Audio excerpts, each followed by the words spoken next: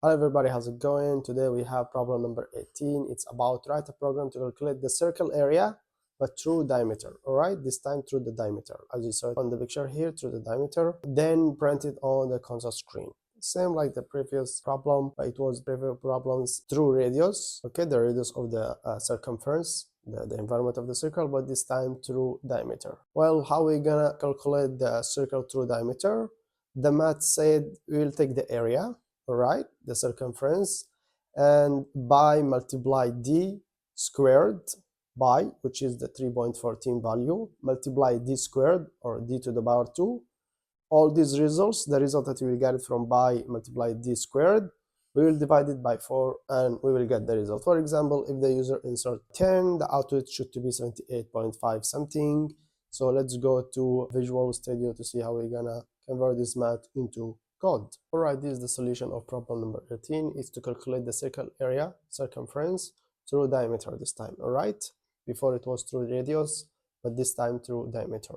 Then print it on console screen. So how are we gonna solve this problem? We have read diameter, same like the previous problem, but it was called read radius. So we just changed the name. Alright, let's open it.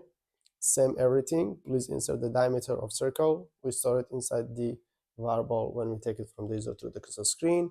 After that, we have another function. We name it calculate circle area by diameter. It was before by radius, and it takes the d, which is the diameter number. And inside this function, what we have this logic also. It's same exactly like the previous problem, but with different logic. So we have const float by, because it's never changed, 3.14 float area equal by multiply power d squared. The first thing on the slide, it was by multiply d squared or d to the power 2. So all these results from this bracket, the result that exists or that you'll get it from the brackets according to calculator priorities, PIMDAS or PODMAS, we start from the brackets. So while we have here brackets, so the compiler will come here first, check or do math or do process or read the logic from here by multiply d squared. The compiler will get the result after this math and we'll take the result divided by 4. So the result that you get it from these brackets, from this math here, from this process, from this logic inside the brackets, we will divide it by 4 to get the final result. And after that, we return the area, because area it will hold the final result. And here we have the same string inside the print result procedure. The circle area by diameter is, we call the area. And here in the main function, once we did run, the compiler go to read diameter function, display question, read the diameter, calculate the circle area by diameter this time, print the results. Let's do run to check it out together. Perfect. Once we did run the command display for our this question that exists inside read diameter function, please insert the diameter of the circle. Let's say 10.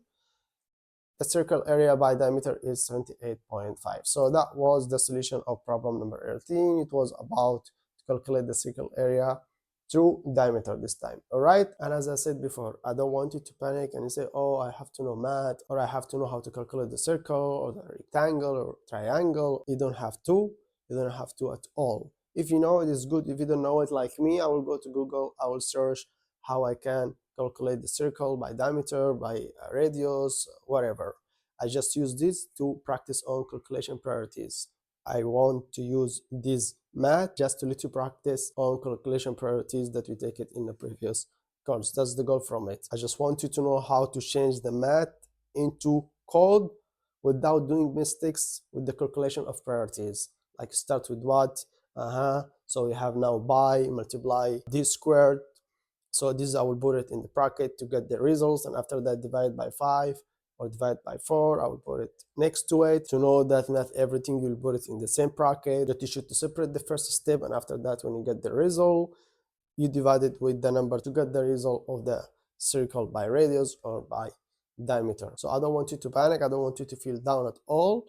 The main goal to using this math is to let you practice on calculation priorities, and in the same time you know what is problem solving and what is algorithms. As you said, algorithm is a step-by-step to solve a problem. So when we solve these problems or convert this math into code, we use the algorithms, which is like using functions, procedures. We break our program into small functional procedures. Like this, we apply the algorithms, and in the same time we solve some problems, and in the same time we practice on calculation properties. So it's the goal. It's not about that you know how to calculate rectangle, triangle, or circle. The goal is to know what is algorithm, to solve some problems, and also to practice on the concepts of the programming that we take them in a previous course. That was the problem of today, problem number 18. See you next problem in the next lesson.